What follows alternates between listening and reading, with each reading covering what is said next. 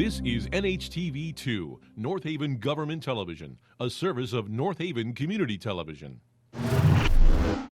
The following program is brought to you through the support of the Town of North Haven. I'd like to call the November 9th, 2023 regular meeting of the North Haven Board of Education to order at 6:30 p.m. May I have a motion to approve the October 12, 2023 Board of Education regular meeting minutes? So moved. Second? Any discussion? All in favor? Aye. Thank you. I gotta abstain.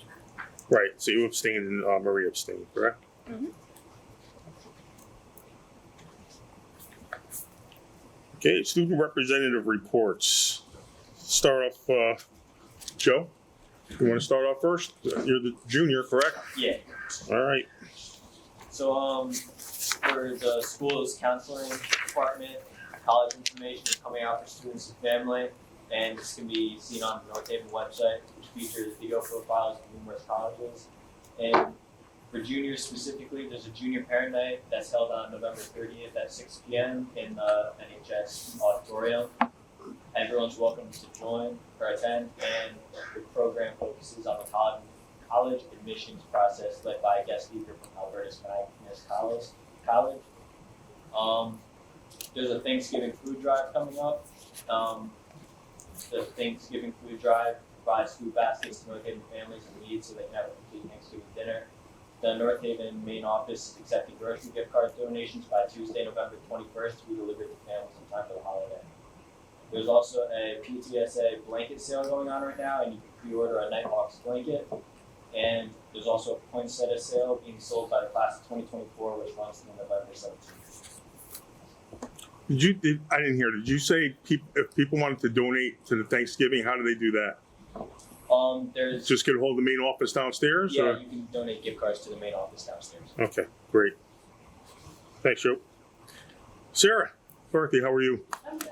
Okay, you ready? Yes, I'll continue.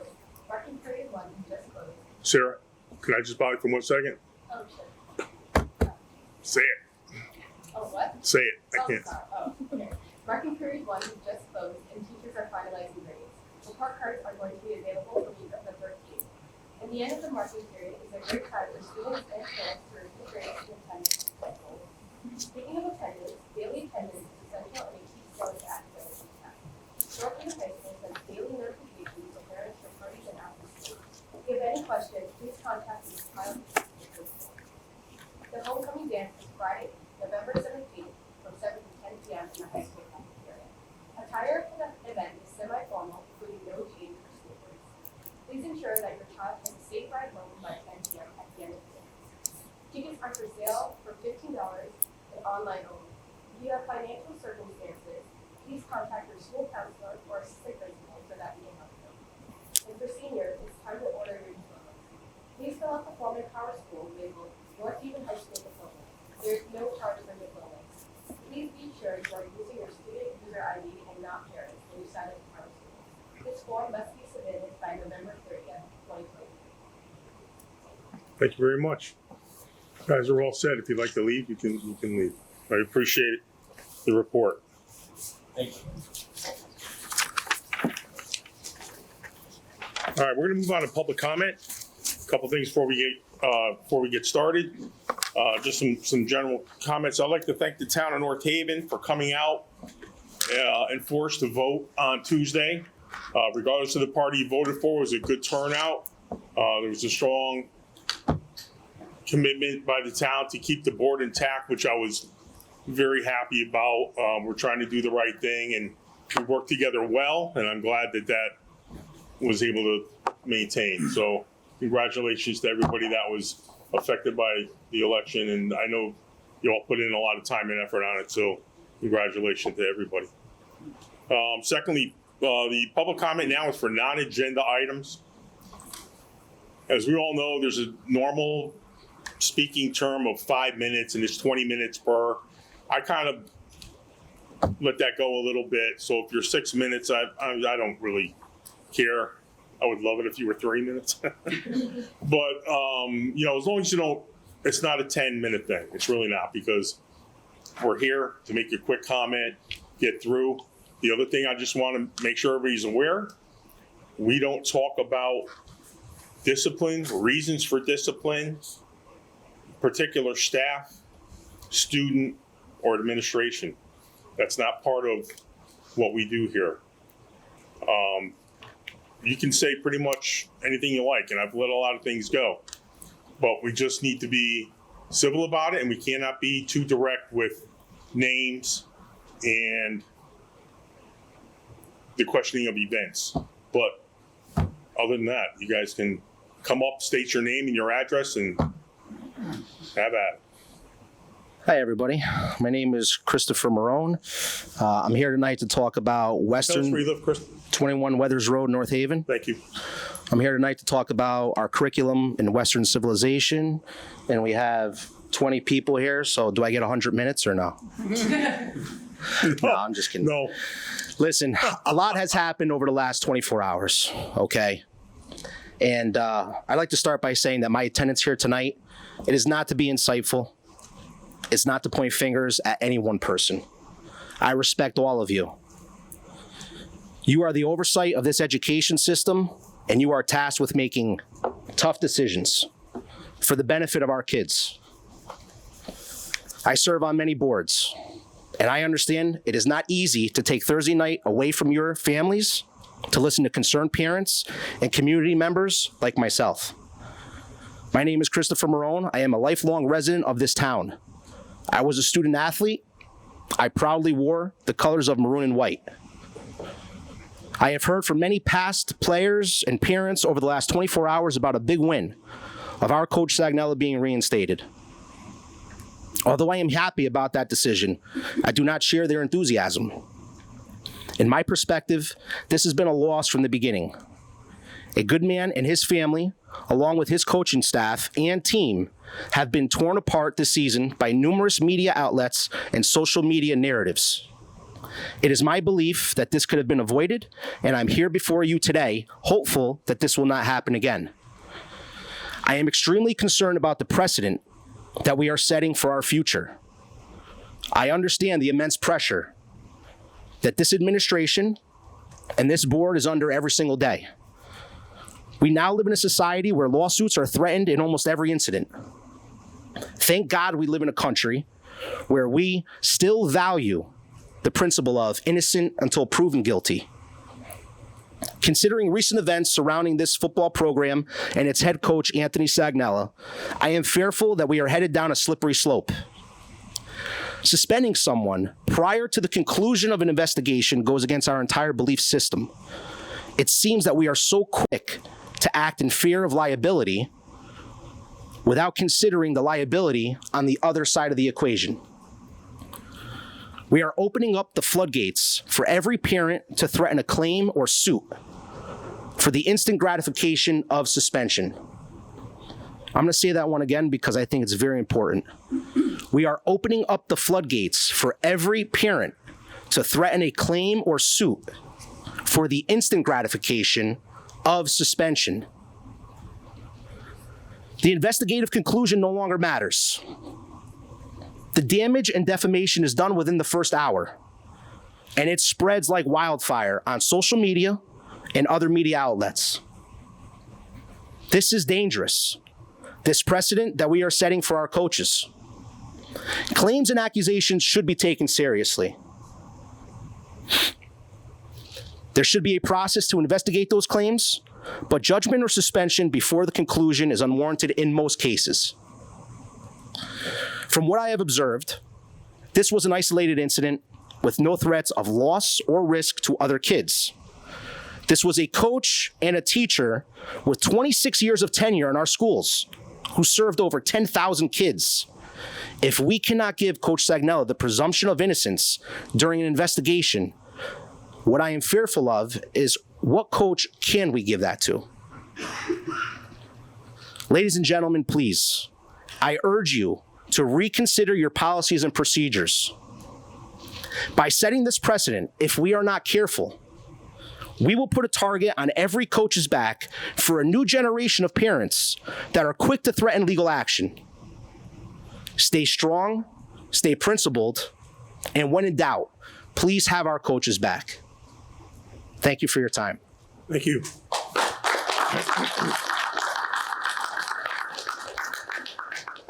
Anybody else like to speak? Okay, I appreciate that. Oh, I'm sorry, Tim, I didn't see you. So Tim Gabriel, 18 Renee. I just wanted to give a behavioral health update, and I don't know if Mr. Mastriano was going to talk about that during the agenda, but just in case I was going to talk about that. For those that want to take advantage of the services but might be having issues accessing care, my understanding is that CHC, who does the behavioral health services that are in the middle schools and the elementary schools, and I believe the high schools as well, for some reason, they're not pursuing an in-network relationship with Magellan through Yale Health, which is my employer's insurance. I think it's an insurer for a lot of people in the area. Yale is one of the biggest employers in the area. Mike, I'm sorry. Oh, I mean, I don't think the mic projects anything, so I'll try to talk louder. And I'm not sure if they've been able to secure in-network relationships with anybody else in the area, but this has been sort of a big hassle. The CHC, for their part, through Ms. Kate, has been looking, apparently furiously for other angles that she could continue to have care and to continue to work in our schools with our students. Some of them are in groups together. At this point, there's groups that are being separated and stuff like that, so that's not anything that anybody wants. And I believe the reason this happened is that there's some kind of federal law that was passed about making sure that that requires places like CHC to charge for school-based services the way that they charge for other people's, which is why we're sort of running into this issue. So I just wanted to sort of update folks on that. And I have nothing but good things to say about the behavioral health therapists that are in the school. I think they're doing a great job. But I do want to reiterate that like mental health services in the schools are something that I strongly believe in. I think they should be free, and I think that they should be accessible to all of the students. And I would urge you just to continue to try to work out that relationship like as quickly and as promptly as possible, because I've been on the phone for a couple hours this week, and I think like the more time you sort of spend fighting this stuff, the more kind of dissuading it is to a lot of folks, and I think a lot of folks will probably sort of drop off when they feel like it is going to be sort of a financial risk to them to continue services, and again, it's going to be sort of inequitable in that some students are going to be able to continue and others are not. So I just wanted to throw that out there. Thanks.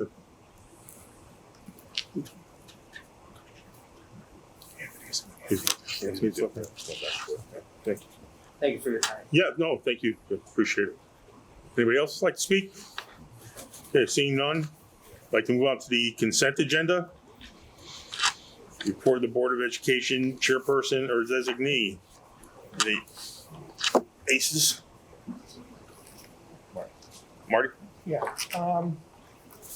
they covered several topics today. One was the annual report, which I gave Mr. Sturk a copy. They've also went through the early Head Start program, the types of issues they run into, such as birth certificates and other issues that they get and how they work those out.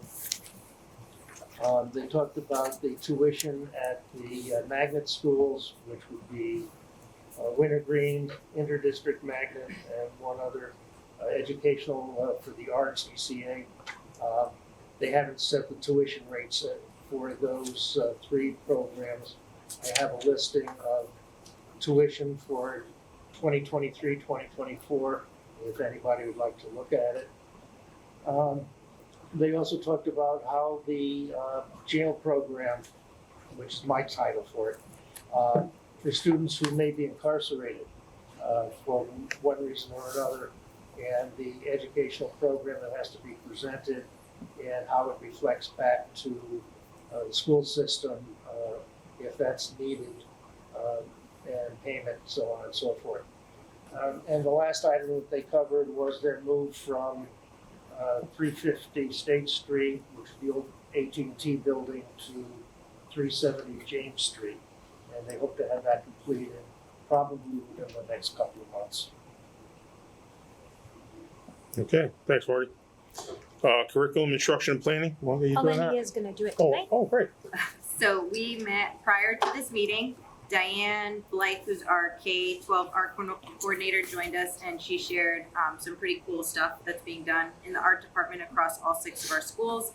We also discussed new course proposals for next academic year, which include AP, pre-calculus, SCSU math, which will replace some gateway course, an algebra skills course, UConn Spanish, AP music, and GP music theory. So really cool. Thank you, Melinda, for all that. And we also approved a new volleyball club at the high school.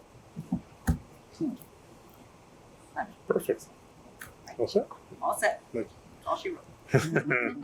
For now. North Haven Education Foundation. Thank you. So last Friday, the Ed Foundation held their annual trivia night. Melinda and I were on a team together. We did not do very well, but it was fun. They also held their monthly meeting on Wednesday.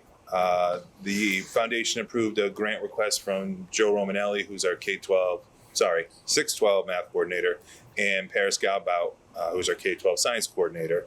And they also had some discussion and planning concerning a comedy night they will be hosting in April.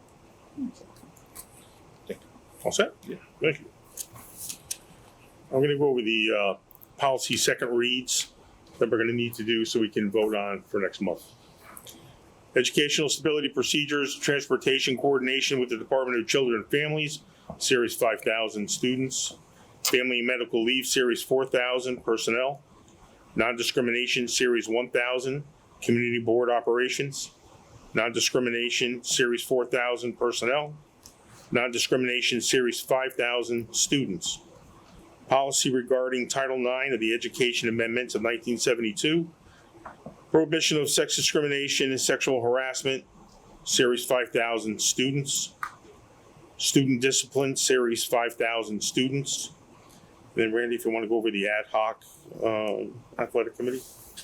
With the policies. Yeah, well, do you want to review the minutes or do you want to speak on that at all? I don't know, do we have to vote on this first? No? No. Okay. This is second read Okay, for next month. okay.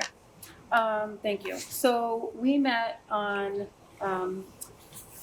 Wednesday, the 25th, and we talked a little bit about a lot of different things, trying to just get ourselves on track. We are revisiting the policy that we put in place for the usage fees of buildings and grounds, but also of all of our athletic fields. When we first did this, when the turf field went in, it was before we had the surrounding fence. It was before we were going to have the big bleachers. It was before COVID. And so part of where we have to do a little bit of work is trying to figure out exactly how much revenue we can now make that the field will be fenced in and people can charge admission.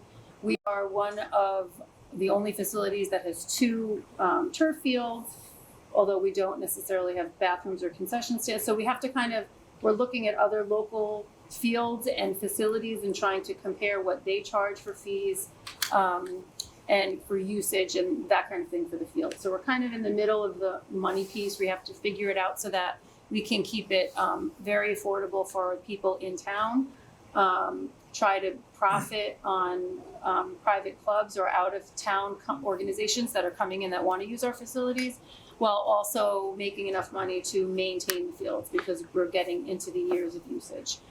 So there's just a lot to consider as far as the fields go. We're also looking at the usage fees for our buildings because the high school is used a lot, as well as the other schools in the winter for our basketball courts. So we're trying to figure all of that as well, whether it's for a town organization or out of town organization.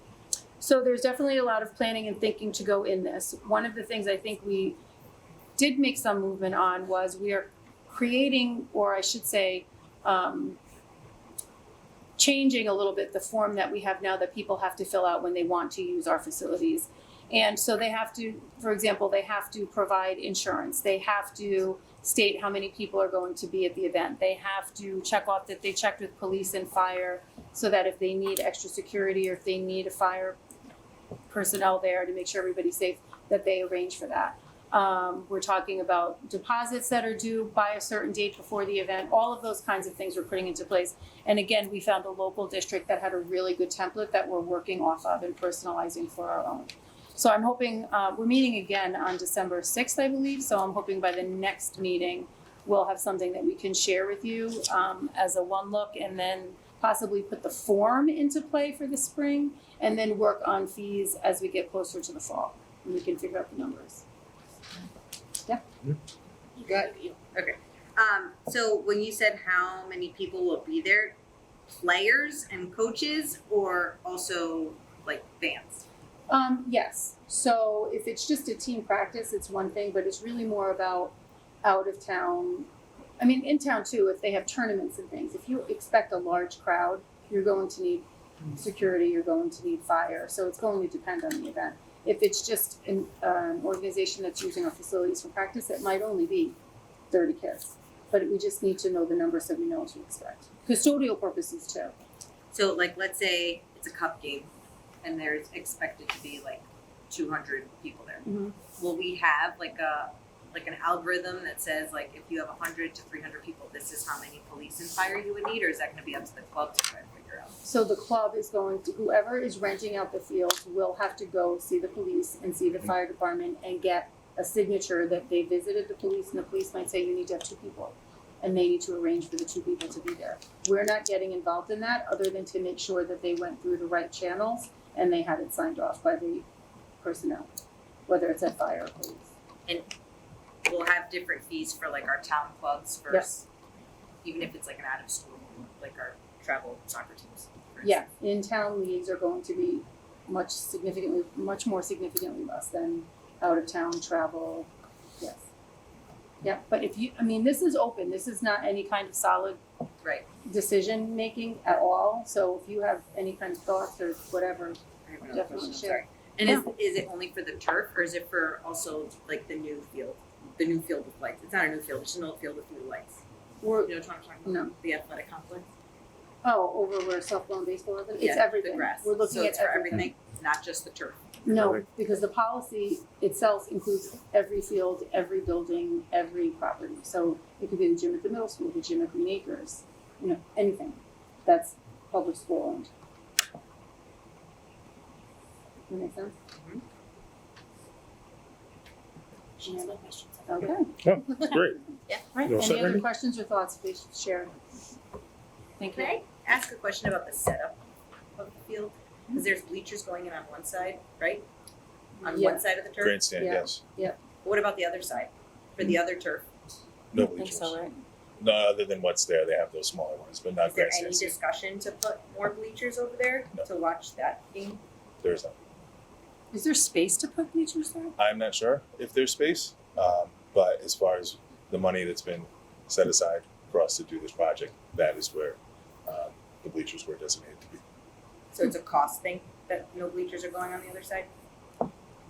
I'm almost going to look at Dave too, because Dave was involved in this, and I don't think there Sorry. was a discussion to have bleachers on the other side. So the field closest to the parking lot is considered the game field. Thank you. The other field is considered a practice field.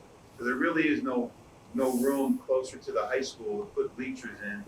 And on top of that, there's been no discussion and no money for additional bleachers other than on the parking lot side, on the game field. The middle school parking lot side. Correct. But the 2 fields are both, what would you call it, official size. So they can both be used. So if there were tournaments or if there were games, they can both be rented out and used. But there's the part with. Right, that's why I was asking if there's gonna be bleachers on that Yeah. side, cause I know that field that's closest to the high school is used significantly Yeah. for youth games. Right. So I do have a different question, if that's okay. I like the idea of a more structured form because I'd like to understand, and I'm glad that the committee is thinking about differentiating between like for-profit tournaments and leagues and like town nonprofit leagues. So I like that very much. I'd like to see if there's a way that we can structure it to reduce the town league fees further if it is reasonable to recoup costs from the for-profit tournament style leagues. That's exactly what we're doing. Perfect, great. Yeah. That's exactly what we're doing. And we're also taking into consideration, there are some leagues where only, I'm gonna just say soccer for an example. Only the older kids would use the turf fields where the younger kids might use the field behind Ridge Road or a field at Mount Louise. And so it's different. So we want to figure out if we want to charge like an overall fee for the league, and the league decides how that fee would be. But we want it to be minimal because we don't want to charge our people from the town a lot of money. We want to keep that the lowest amount as much as we can, and then go the opposite way. Because we know that travel teams and incoming organizations charge a lot for tuition, and They're for profit. they're for Yeah. profit. They have the money to do that. So we don't want to do that to our community, but at the same time, we want to make sure that we're contributing to covering the costs, because we don't want that to come out of our educational budget when it comes to town fees. Is it, so we haven't decided if it'll be like for our town teams, a per player fee or like a blanket fee? So Or it'll depend on how many people? the way we did it in the past was a per player fee. And then once that went into play, this conversation came up where there are some ages at some town leagues that never see the fields that we're charging for.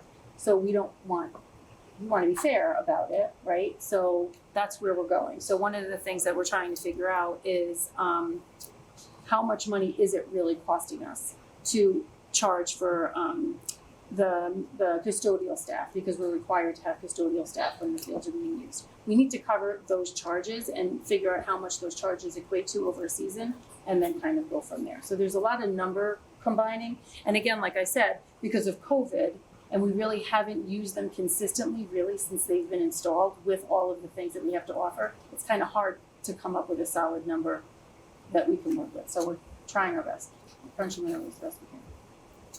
Thank you. Yep. I think, as you said, looking at the other districts and trying to get a comparison of who has turf fields in our DERG and how they're charging in their facilities is helpful information for us.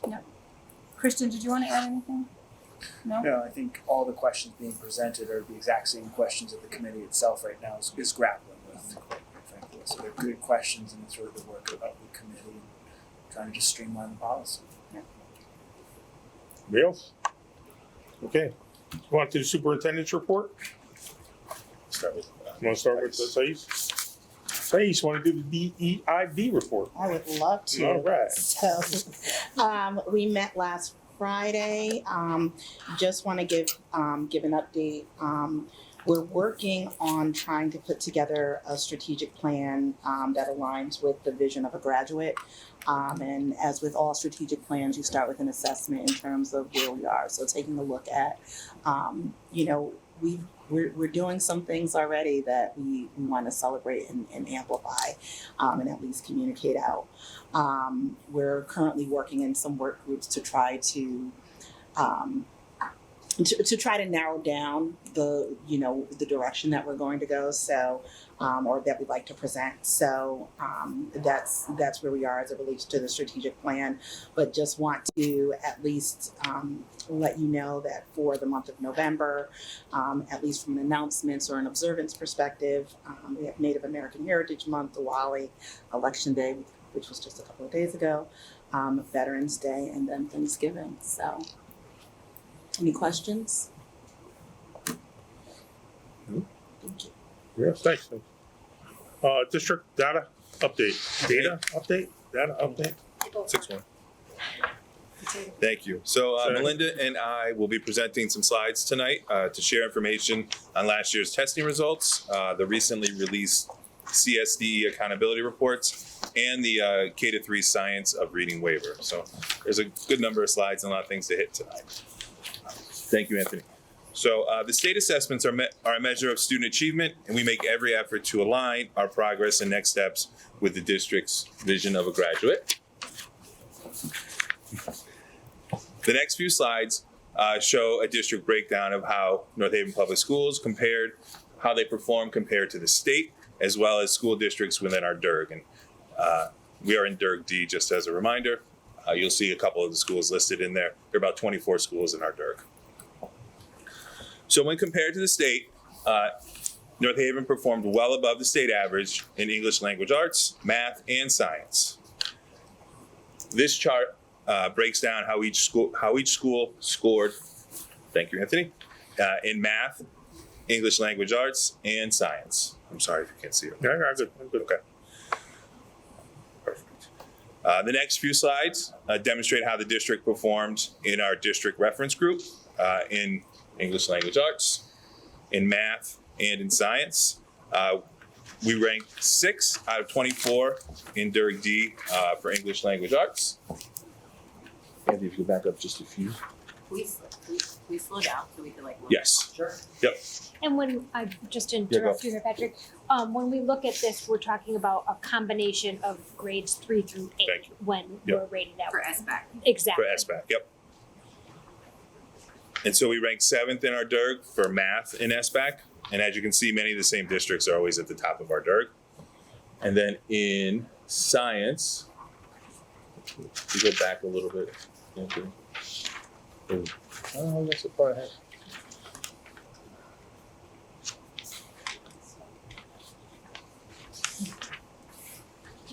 And we're done. There you are. Perfect.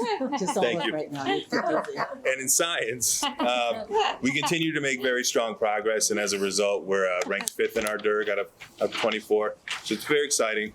Always work to do, but we have a good launching point. And this slide shows our. Go ahead, Can please. I just ask a couple of Yeah, things please jump before in. we move on? Yeah, The SBAC and the Next Generation Capability. A couple quick observations based on this. Like last year, we were in the top 3rd of our DERG Mhm. for most categories. It looks like this year we are in the top 4th, which is better. Which is better. That's a smaller group. So Mhm. this is amazing, Patrick. Actually, and we are more than 10 points above the state average consistently. ELA is very impressive. Math is good, but science is the standout here. Yeah.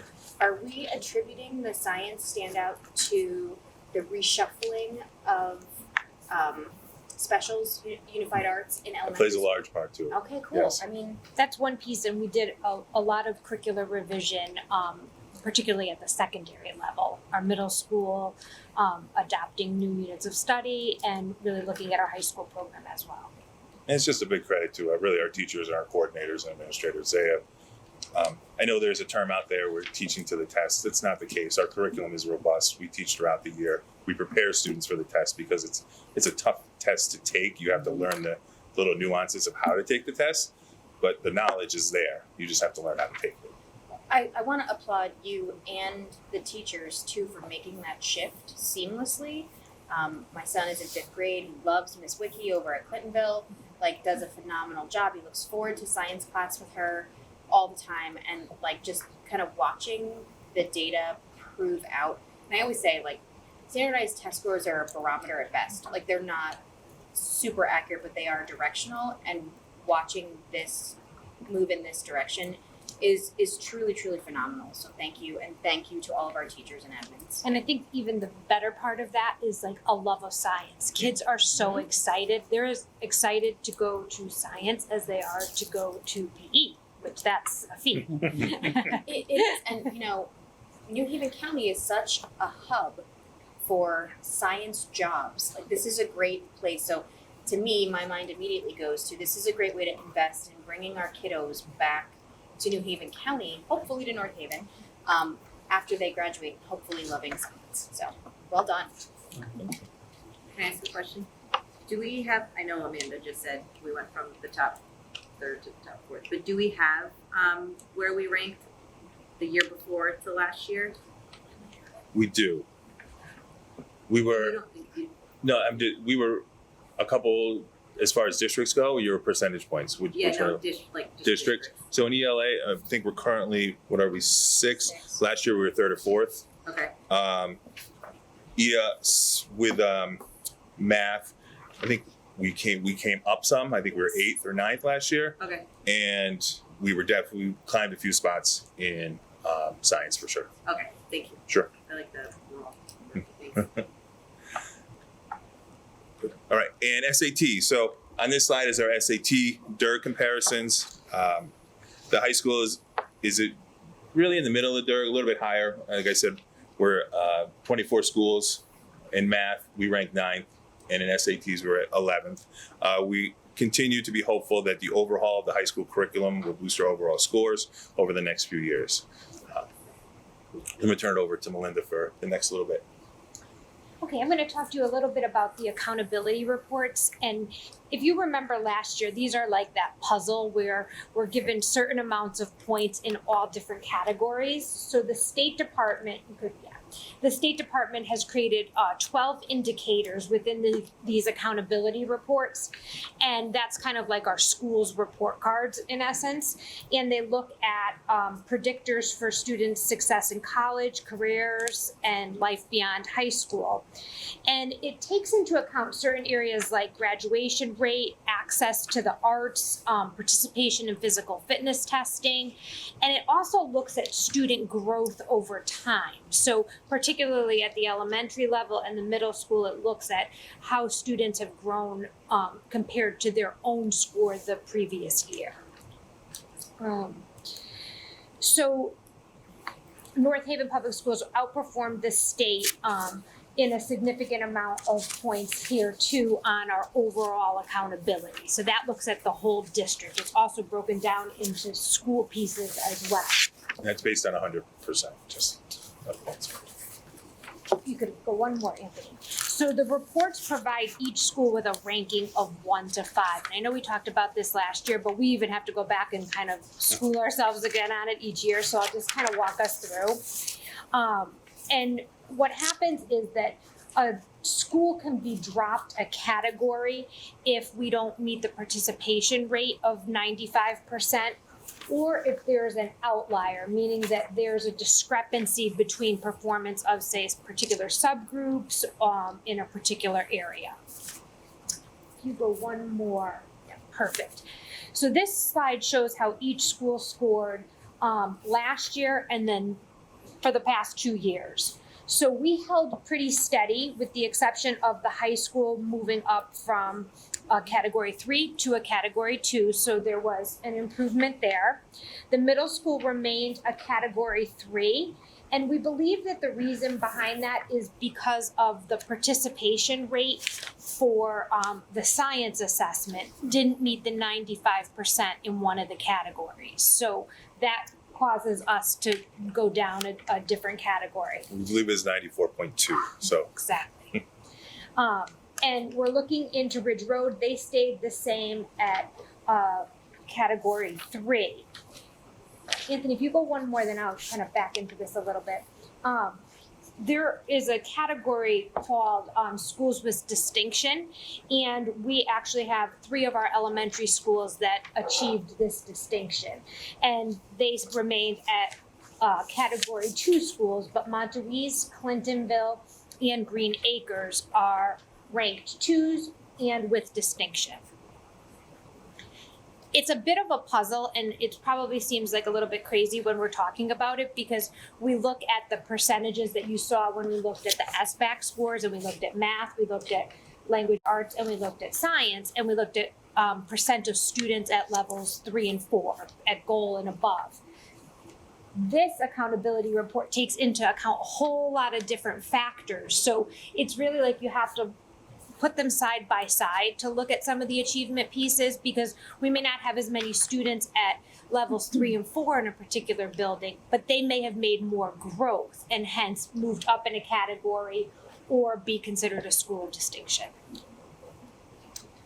And these are like some other indicators are like arts access and physical fitness, right? Correct. Graduation rate. Yes. Yep. That's what this is. And Attendance, there's a whole lot of categories. Chronic absenteeism. Yes. I think last year we had seen that like our arts access may have been miscoded. Yes. Do we know if that's been addressed for this one? It has. That was a lot of work that we had done at the high school, and when we've been talking about some of the course selections and making sure that we code things back to the right areas for career and tech education as one of the examples, because you get some points for how classes are coded and how many offerings we have.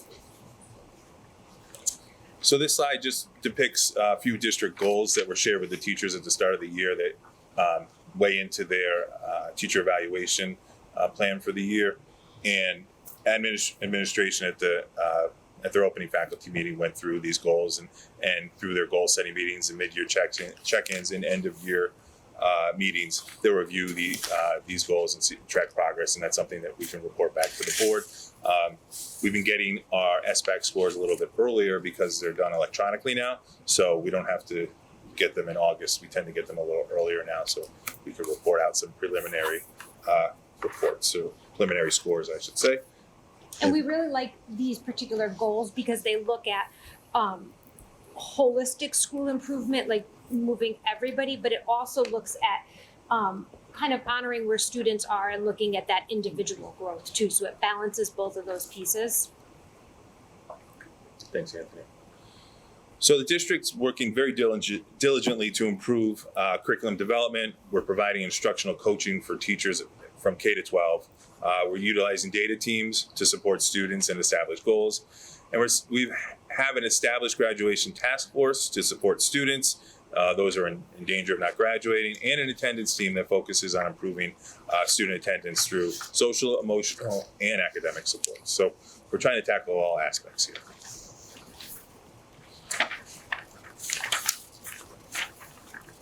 And just because it wouldn't be a month if we didn't talk about our status with the waiver and the science of reading. And I know I shared a little bit of this with you last month, but since then we had a district leadership meeting with the State Department of Education. If you, as a district who submitted a waiver, wanted to have a virtual meeting with the scoring group, you are allotted 25 minutes, like exactly 25 minutes. And so we met with them. They gave us, they asked us some questions about our waiver. They shared some commendations. We provided some clarity. And the next couple of slides just talk about some of the things I had mentioned last month, where there's the steps we have taken since we submitted our waiver last February, just in terms of professional development with our staff, continuing to do instructional coaching with teachers, holding book studies, some new materials that we've been buying. And we are optimistic that in December, we will get word on our waiver with the rest of the districts in the state who have submitted it. So they have told us December of 23, so we will wait and see. Do we know how many districts submitted a waiver? A fair number. I think it's 120, yes. 120 out of 160. That's a lot. Yes. Okay, because the curriculum that the waiver is replacing, really, right, was expensive, and we had to buy it all together, right? Is that why? Is that like the hypothesis for why so many people are doing it? Not necessarily. If you come to my office, I have about 7 of the publishers that right now are on the approved list. So the state created a list of approved programs. It changes a little bit here and there, so we're waiting for that to be a really set list. Some districts adopted them because they thought it was the right thing. Many wrote the waiver because either they didn't think one of those programs was the right thing, or they weren't ready to adopt that yet. So, and have we gotten any feedback from our teachers and coordinators on the direction that we're heading with the waiver? So a bunch of our literacy people and reading staff helped to create that waiver that we shared with you last February. And now it's really a wait and see kind of thing. It's very mixed. Some of the new things that we've brought in terms of our book studies around shifting the balance and looking at structured literacy as opposed to balanced literacy, and some instructional tweaks, I think are really well received. In looking at the programs that are approved, nothing has it all. Like, you know, I'd love to see the perfect one just show up in my office, and it's really not that simple. You so could write it on the face. we'll wait till we get our waiver feedback, and then we're gonna have to go through a process depending on what that says. But I think it's important that it gets its proper investigation, its proper research, and not just jump. There have been some districts and colleagues I know from other other districts in the state that jumped and purchased something and they're not happy with that either. And that's a big investment and it's a big commitment by the time you get teachers on board and acclimate students to a new program. So we want to be sure that whatever we select, that's right, and they've some have selected programs and then they've been removed off the list. So we want to be really careful. Thank you for all the work that you've done to shepherd us through this process. I look forward to hearing what they say. I shall keep you posted. Melinda really undersells the amount of work, the waiver itself, the submission, staying on top of it, and then the follow-up. Between Melinda, Tracy Gambardella, and Caitlin Ortiz, since she has become our new K-8 language arts coordinator, we really, sitting in on that meeting with them, with the state, really showed, because I'm a step away from this, really showed how diligent they have stayed on top of this and how I think the committee from the state was impressed with not only what we had to offer, but the questions and the follow-up we presented to them. So. And just one other aside is we're participating as a district team.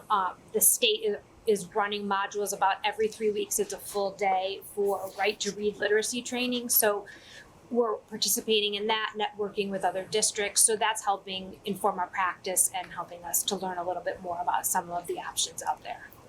Very cool. Melinda. So just a quick question, as it relates to going back to the SBAC page,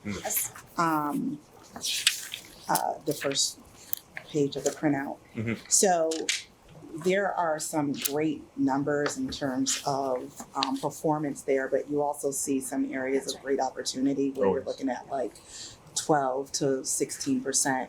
I'm not a numbers person, Amanda, please.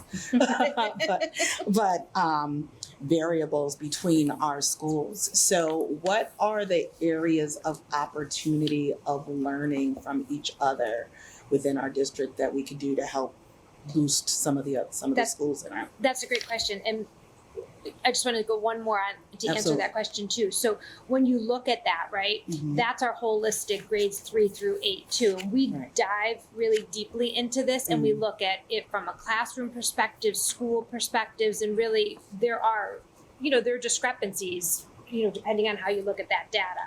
So one of the pieces that I'm really happy that we're back to, I don't know if you remember it, I think it was maybe our September or October board meeting, we're finally getting our teacher teams back together and doing professional learning so that all of the first grade teachers are coming together across the district. And that's been some of the work we've done with the book studies and looking at structured literacy and how to balance our practices. So, right, we don't want to keep a secret as to what's working in certain places in certain grades. Right. We want to share that.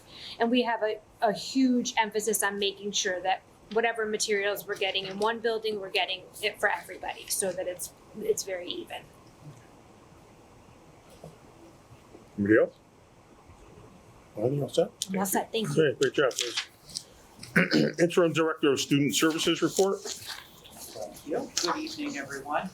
To continue to provide transparency regarding the school-based mental health program that we offer, Patrick and I have been maintaining regular communication with Kate Trofeter, the Regional Director of School-Based Behavioral Health for North Haven Schools.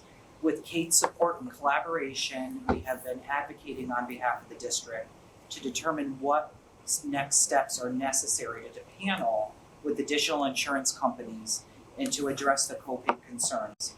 We will continue to provide regular updates as we progress with the school-based health program.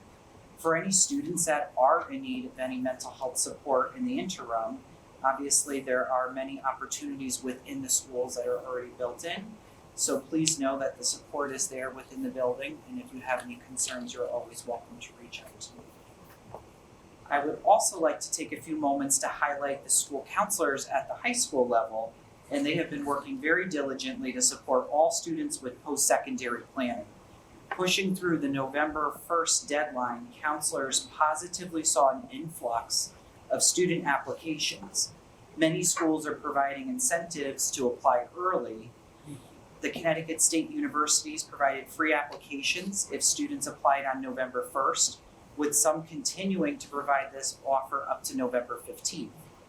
According to Naviance, which is our digital platform which houses all of our applications and materials, 57% of the senior class has applied as of November 6th. Counselors will continue to provide individualized support to ensure all seniors have a plan prior to graduation. And then lastly, the leadership team supporting the intensive learning program, our ILS program, at the elementary level, and our move from Ridge Road to Clintonville continues to meet bi-weekly, and we are still in the initial planning stages, and we will continue to update the community as we have any further information. Thank you very much. Anthony, isn't this also School Psychologist Week, or there's a School Psychologist Day? I know it's coming up. If it's not this week, it's within It's the next coming week. close, Yes, but we our are. school psychologists are amazing. I just want to also take an Very opportunity thankful to have such a nice group. celebrate them as well. Thank you for pointing that out. Any other questions? Okay, Thank you. thank you. Interim Chief Operating Officer's report. Thank you very much and good evening, everyone. Before you've received the my report, I'd just like to highlight a few things within the report so that everyone has an accurate picture of what's going on. On the first page, you'll see some of the things I've highlighted from the Munis software report that you received to really account for why a couple line items right now we are currently seeing some negatives. So I'm just going to point them out directly. Line 112R, that's reimbursable wages. That's really related to our high school preschool program. So that's kind of a give and then bounce back once we receive the tuition payments. And so we are expecting that once we receive the payment from the high school preschool program. As we've spoken about in previous meetings, line 3300, that's our professional and technical services, is currently over due to unexpected special education costs for related services. And working with Anthony, this should be alleviated with excess cost funding. Line 430 on the mechanical, there is an overage there. That is actually due to an amount classification error and will be corrected. Our regular transportation line is over currently. That's line 510A. This line is currently over due to a state mandated unanticipated transportation need that we are anticipating we should be able to cover through grant funding. Tuition line, again, 5600. This was due to some unanticipated special education costs related to out-of-district placements, and this will also be part of our excess funding application to help alleviate that. And line 7340, technology-related software, we will be able to correct that. That's an amount classification error there. So we are working with our department very hard to make sure that lines are hitting the appropriate lines within the Munis software so we can provide the most transparent look at our spending as possible. I would like to apologize when the original packet went out to you. Your account transfer line sheet was not part of that, but that was at all of your places. Just a reminder that any account line transfer that is highlighted in yellow are those that do need to be approved because they do actually cross object codes within our Munis software. Some other operational items I would like to highlight. It is that time of year where we begin to build the budget for the next fiscal year. And so right now our administrators and teachers are hard at work taking a look at what they need in our buildings and really highlighting their submissions. And once we receive those on November 30th, we start holding meetings right away with each of them and the department heads, both Patrick, myself. We'll be sitting down to really review those requests, and we get into the process of building that budget to begin presenting it to our workshops in the new year. And so that does, as you all know, move very fast, but that is our timeline presented here, and we're on it. Christian, can I ask a question? Yeah, of course. Have we determined the dates of those workshops yet? We have not. Not yet? Are we gonna stick to, do you know if we're sticking to Wednesdays or Thursdays like we used to do like every Wednesday for a couple of weeks or every Thursday? And it's up to the board if they like to turn the January meeting into a workshop, and then we can go from there too. So Okay. It doesn't matter to me just to know ahead of time for planning purposes. Well, if anybody has any particular bad day, good day, when we're trying to figure it out, just get it out there and we'll work it out. It's gonna be here before we know it. Yeah. There's usually we'll schedule 3 with the third just in case one. All right, sorry. No, so. Do you want me to hold questions until you're done, or should I be answering? I'm good either way. Because I have a couple. Okay. I appreciate the timeline that you outlined for the budget process. That looks really good.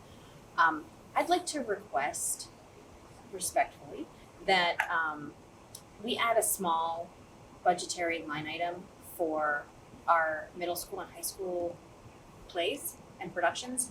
The kids and the teachers do a fantastic job, but we are seeing it it's getting a little scrappy.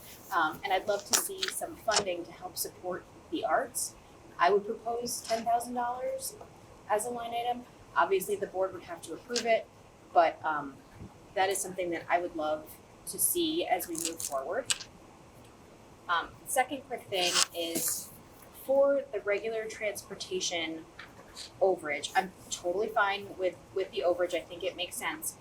What I'm not super clear on is I don't see a transportation monthly report in front of us today. So does that mean that we did not receive one from Mr. Hipsher at M&J?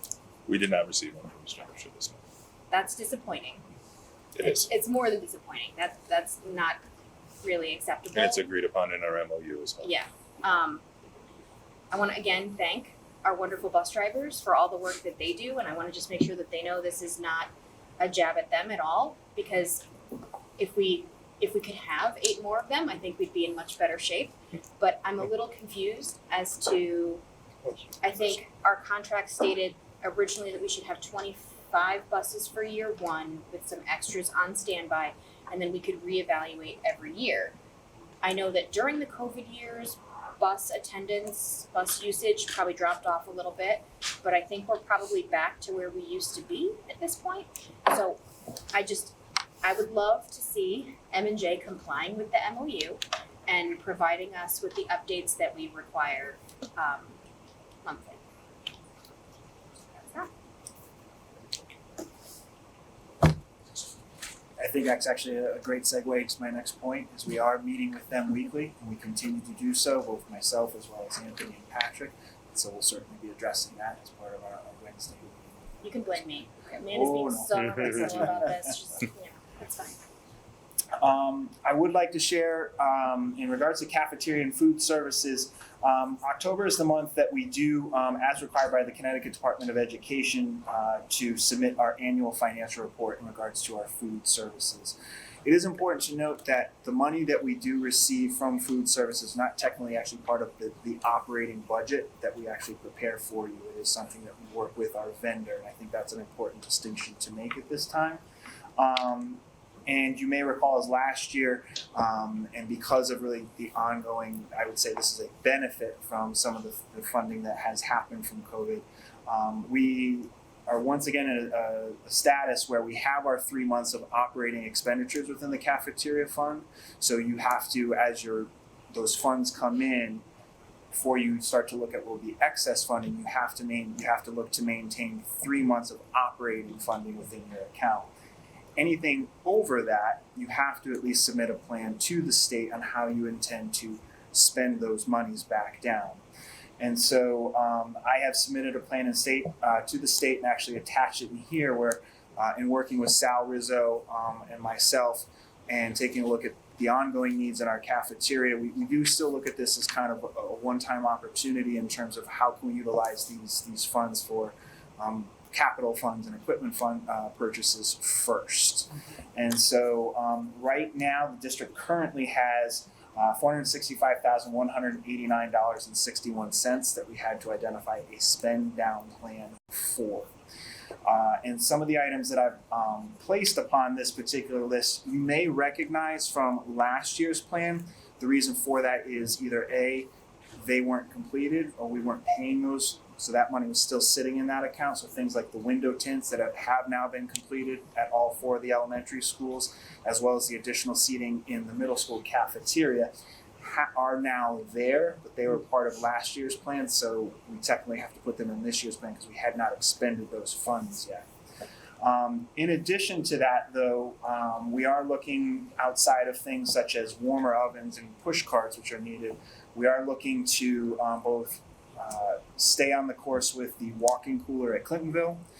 As you recall from my last report, we got more money from the state, from an outside grant to purchase a walk-in cooler at Green Acres. And so we also wanted to make sure that we had money in the plan to install that. But also looking at a need that has been articulated here at meetings previously, we are looking to put dual split air conditioning units in the 4 elementary kitchens, which I think will be a nice addition for the kitchen staff and the elementary schools as well. We wanted to present those to the board first, just to make you aware of those. I am working with Sal and Phil in terms of procurement. Our goal would be to have those in for this, the warmer spring months and summer months at the end of this particular school year. One final piece I would want to respectfully ask the board is, after we do all of those purchases, there are calculations, we would still be left with approximately $137,000, which, if you break that down, would enable us for 36 days of supporting meal purchases. Once we had purchased all these pieces of equipment, I would like to make a recommendation that we review that for possibly alleviating food funds for however long that would be at the end of the year. So we back that up from the last day of school and make that. Yeah, let's make the purchases, make sure the numbers stay pretty close to what they are, and then we'll make the recommendations. Can I just ask a couple questions about the air conditioning in the cafeterias? One is, have we checked that the electrical is going to be okay with the units that we're thinking about purchasing? That's part of the what we're going out and doing right now, and including in the original estimates. I really love this idea. I love that it's really responsive to what people have asked us for. And do we think that having air conditioners in the cafeterias for both the staff and the students will allow us to kind of circulate people through more rooms and potentially have some more productive time during the hottest days of the year? So I want to be clear that the dual units will go into the kitchen. Just the kitchen. Yeah, Okay, just so it the won't be kitchens. okay. Based upon what they're able to cool. I would certainly defer to the installation experts. I don't know how much cooler they're going to make the cafeterias themselves, but it's a start, I think, in terms of improving HVAC in those particular areas. Those kitchens get awfully hot for the staff there. So, and we're bound by what we can and can't do with the funds. They're a little nicer this year than they were last year, but they're pretty clear that whatever funding you use, whatever you purchase has to either be in the kitchen or the cafeteria. Have we talked with Mr. Rizzo at all about, during those hot days, even though we theoretically will have air conditioners in the kitchens, maybe keeping those ovens off during the really hot days, just to make sure that the overall school temperature stays a little lower? I've had that conversation with Thank him. And he's extremely receptive. And there has been some negative feedback because students are prepared for the lunch that they're getting, and then the lunch changes. So the adjustment there is sometimes tough too. So it's a give and a take. Yeah.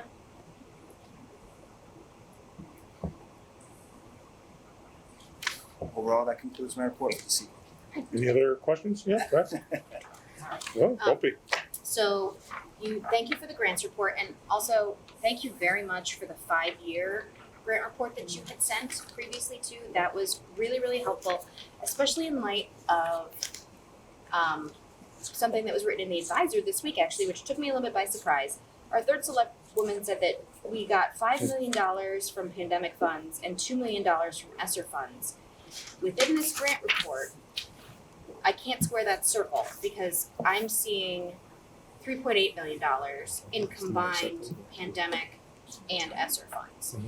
So I'm not missing anything, right? I'm not missing additional pandemic or grant funds. Nothing from what I reported. What I reported, I based it off of what is known as the EGMS, which is the state platform, which really accounts for all the allotments of money you would receive. And so taking that 5-year look back, I went year by year and broke them down and what we could pull down for those particular grants, and then cross-reference it with records from our office previously, and they align. So by our calculations and everything received in reference to anything ESSER, ARP, or COVID-related funds, it's roughly 3.8 million. So I'm not. That's all I would state to answer your question at this time. Yep, that makes sense to me. I know 3.8 seems like a lot too, but it was over a 3-year period, and it paid for things like cleaning supplies, we actually like had kind of two school districts for a little while because we had an opt-out program and an in-person program. It Also helped- paid for our summer for a few Yep, years too. the summer programs, and like, so I think, while it seems like it was a lot of money, it was put to good use, and I'm very proud of how the district stretched it, and it was 3.8, not 7, So- which is like almost twice. And we were very planful to make certain that when those funds ended, that we did not hit a cliff, that we had to fund, the board had to fund out of their operating budget moving forward. It was something that we could either gradually bring in or something that was needed at that time. Thank you. I'm done. Anybody else? Okay. May I have a motion to approve the monthly financial report, including the recommended transfers? So moved. Need a second? Second. Any discussion? All in favor? Aye. So moved. Okay, we're gonna move on to public comment. So if anybody has anything they'd like to talk about that was on the agenda, please step up to the mic, name, address, and let's hear it. Oh, I yeah. have the PTA council update, so I'll give you that. You know what? That is my bad. It's not on here. I apologize. That's okay. I think we forgot a meeting, so you probably just crossed us off. No, just kidding. All right, so it is your fault. It's not my fault. I'll make sure. So Kristen Cohen from PTA Council. So we are bringing St. Baldrick's back. So that's been absent from the district for a couple of years, or was kind of small. So that will be on March 21st at the middle school, and we're working together with 3 National Honor Society members to get that up and running again. 8th grade has an adult night out fundraiser December 1st that anyone's invited to at 12%. Ridge Road has a townwide fundraiser as well. They're selling tickets to the Bridgeport Islanders on the 19th of November, so you can reach out to Ridge Road PTA. 5th grade committees are going to start working together a little bit more on their planning, so kind of getting everybody on the same page and sharing ideas. Pretty much all the schools are selling spirit wear, so if anybody wants any North Haven gear, reach out to your school. And I think that's everything.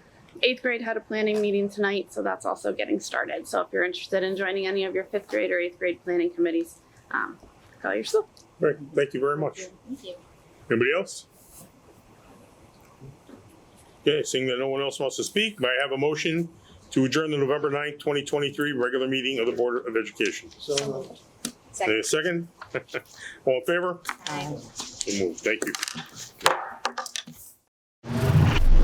The preceding program is brought to you in part through a grant from the town of North Haven.